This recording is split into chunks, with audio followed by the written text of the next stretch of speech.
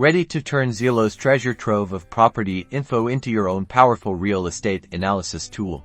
Let's jump into exporting Zillow data to Excel. First, understand Zillow's terms of service. Scraping directly might violate them, so we will use their public information. Open the Zillow page for the property you want to analyze. Identify the key data points: address, price, number of bedrooms and bathrooms, square footage and lot size. Manually copy each data point, starting with the address, carefully selecting the text and using Ctrl+C or CMD+C to copy it to your clipboard. Open a new Excel spreadsheet. Create column headers for each data point you're collecting: address, price, beds, baths, square footage, and anything else important. In the first row under the corresponding column, paste the copied address using Ctrl+V or CMD+V.